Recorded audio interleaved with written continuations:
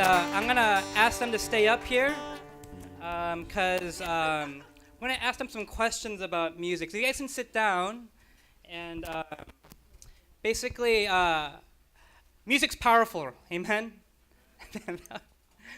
I could sing it, but I can't.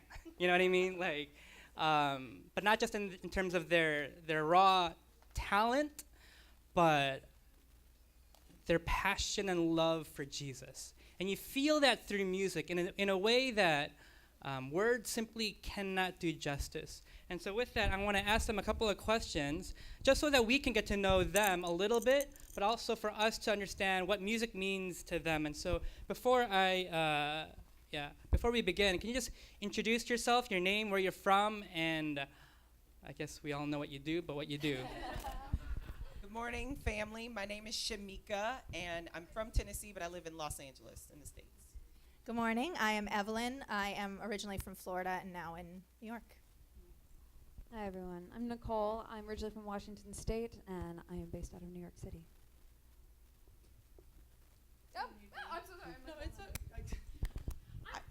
let me introduce this incredible woman next to me. This is Jayleen. I'm going to steal her spotlight for just a moment. And the only reason that we're actually here is because of her.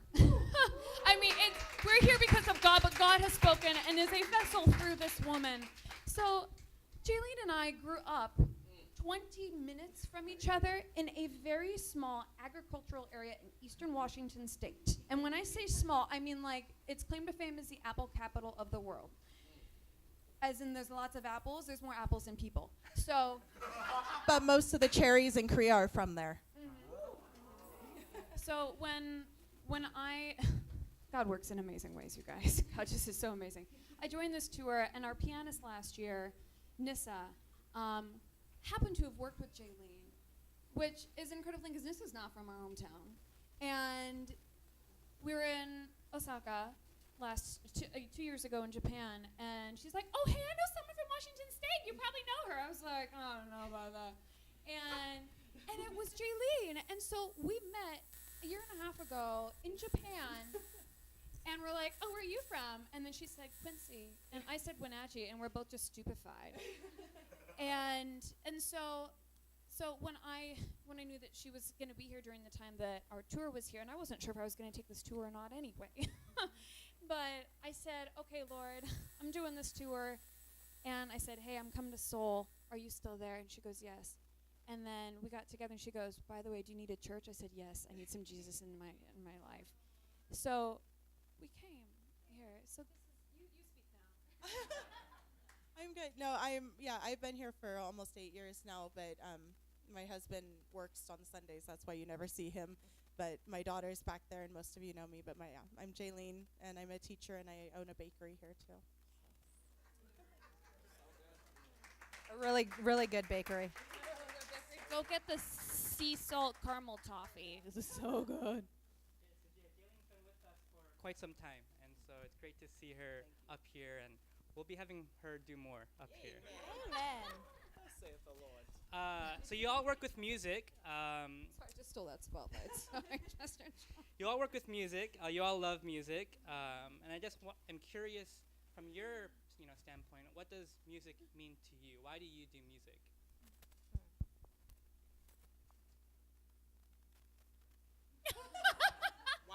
Why do I do music? I am a worshiper. In my quiet time with God, I am a worshiper. My very existence is to worship. I know we're all created for that, but when you get that personal revelation from Him, that's all that I do. And so I inhale and exhale, it is to do music. And even if I couldn't sing, I would do it anyways because we were created to worship. And so, yeah. I don't know which theologian, there's so much amazing literature out there, but I don't know if it was C.S. Lewis that talked about how beauty ushers us into the presence of God, and art. And so I feel like when you experience an amazing artwork, or you experience a symphony, or just a simple song that resonates with you, a whole different realm is unlocked. and the capacity for your heart to be overcome by God and his spirit. I just feel like it literally is the throne room of God that you can be ushered into, because music can hit you in a way, and art can hit you in a way that makes you realize there's something that you were created more for. That wasn't English, the proper English. But, they say that there's a God-shaped hole in all of us. I feel like art and music and God's beautiful nature just shows that, I think, in a way that it's amazing. You're looking at me like I want to say something. Music has always been an interesting thing for me, because music has always been married with dance. And musical theater is a marriage of three things. Art. Well, it is art, but I don't know why I just said art right there. I'm just thinking art in general. But dance, acting, and singing. So the human body moving, the human body speaking, and the human body shedding a frequency of music. And so for me, music is that assimilation between the frequency that my body feels that wants to move it, which is worship and praise. And it's a communication that when my words fail me, or when I just literally don't know what to say, or they don't seem to saturate exactly what my intention is, music is that next level communication for me that somehow, without speaking in tongues, can be understood,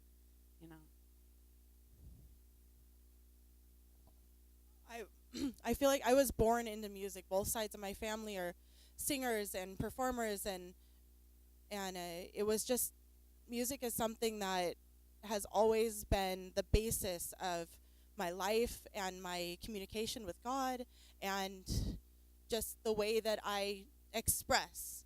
I can't draw. I mean, I can bake. My decorations are not great, but the flavor's there. But that's my art, and that's my connection to God. I mean, I love sermons, but the worship is where it's at for me.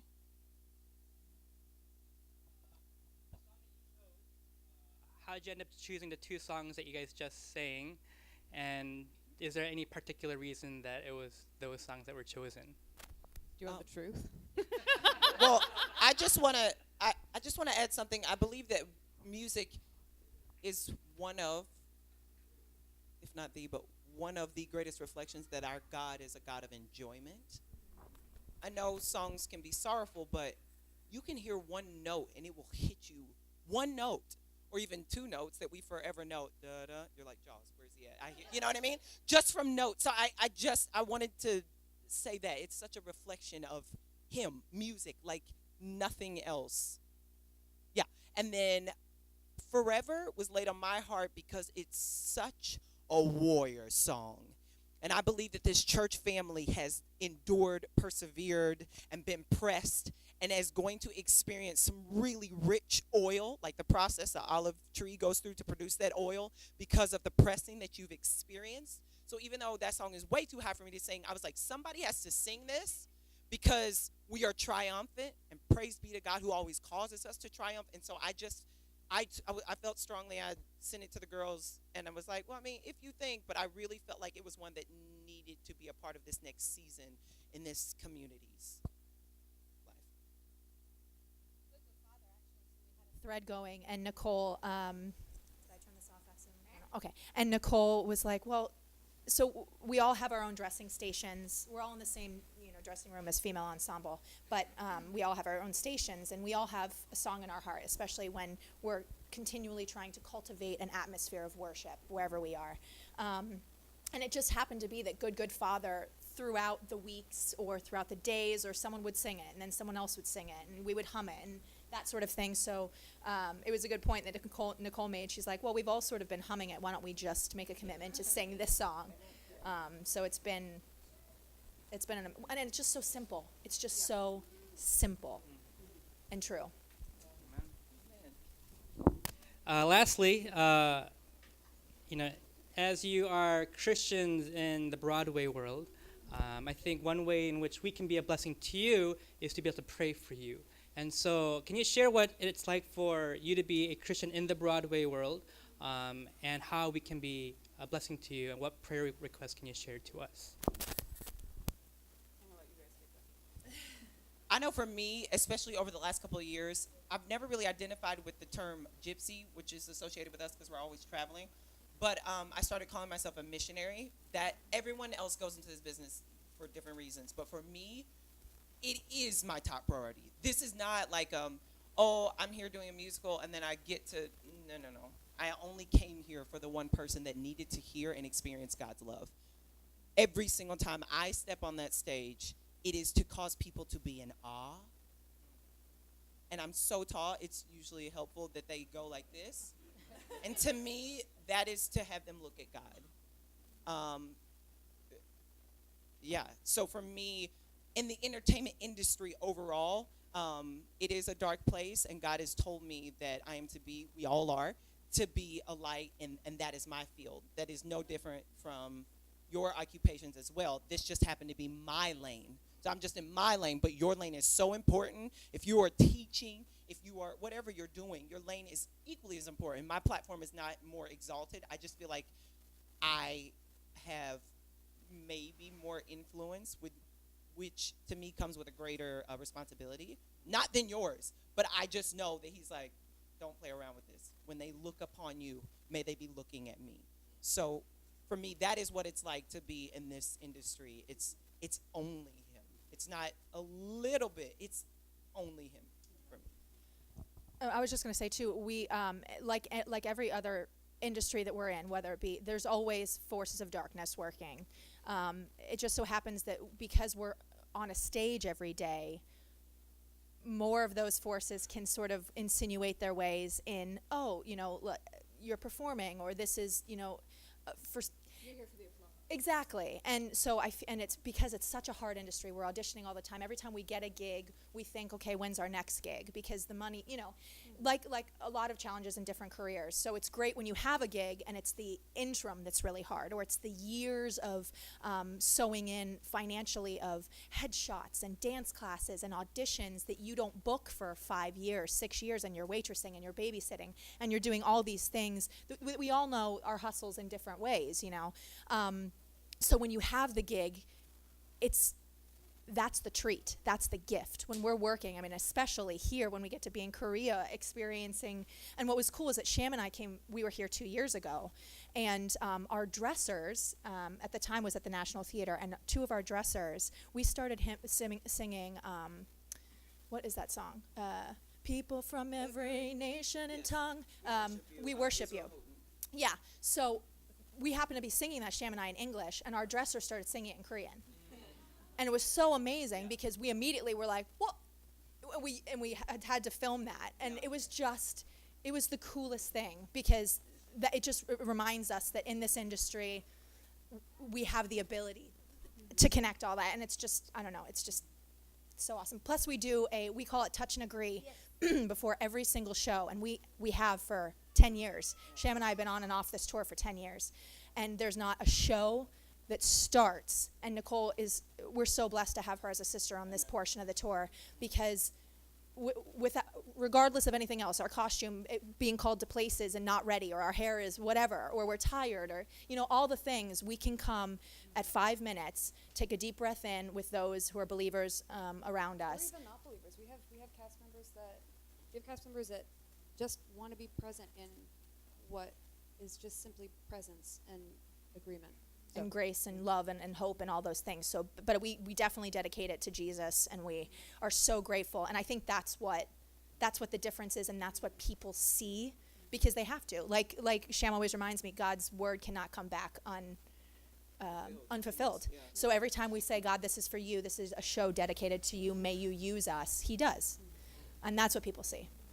And I just want to add, to specifically reference Chicago, for anyone who hasn't seen Chicago or who has seen Chicago, it's incredible having faithful conversations and fellowship in this show specifically, because the stereotype, because we walk around in bra and underwear. That's just laying it right out there. We're in tights, high heels, a bra, and underwear, and some sort of like sheathy top or whatever. And so automatically, I know that each of us have probably in our own right received a lot of backlash, being like, well, how can you be glorifying God if you're doing that on stage? And but it's like you laugh, but it's like the amount of persecution from other Christians for what we do is so interesting with the show. And if you have seen Chicago, you will know that probably more so than any other show that is so highly lauded, there is a Christ figure in Chicago. There is one woman who is rejected. She can't even speak for herself. She only knows 2 words, that she's not guilty. She is not guilty like Christ was not guilty, and she is the only one killed. She is innocent and laid on her cross. And so for anyone who has that presence, or if Jesus is trying to speak to you in the audience, even if you're not Christian, it's incredible to be like, this entire story, not spoiler alert, sorry, but to be like, all the treachery and adultery and Murder. everything, murder, greed, corruption, all of that happens in our daily world and our daily life cannot make that truth any less shining. And so this show, gams out, guts out, butts out, and all, still shows Christ in that way without it specifically saying Christ. So I love this show for that it draws a conversation that can be in faith with us on and off stage. And as a prayer request, this is like another thing behind being in the entertainment industry. And the prayer request is our coworkers turn over like that, right? Because we're only on a contract. I mean, in LA, I can book a job and be on it for 8 hours in one day. Then I never see these people again. Mm-hmm. And so I'm coming in, changing the atmosphere. When I step into it, I am expecting God's love to just invade that atmosphere, touch that person, and then I can only, keep in touch, Facebook, text them. If I get your number, it's going down. I will text you for the rest of your life. But that's a big deal. Be in prayer that we are aware, because it's there, aware of the fragrance of God that we're spreading. Because after this, we'll all go do different jobs, and our turnover is so fast. And that's what gets me excited about, like, thinking of it as ministry, because it is, and kind of missionary work, because we get these times, and we see them a lot. We've been with these people since January, like, on a bus, on a plane, another bus, another plane. Like, it's nonstop. So all these amazing opportunities to show the love of God in a genuine way. Never wanting to be fake and not really preaching, just living. Amen. Amen. We're going to pray for them in just a moment, but before we do, I actually want to bring up 2 up here. We're going to pray for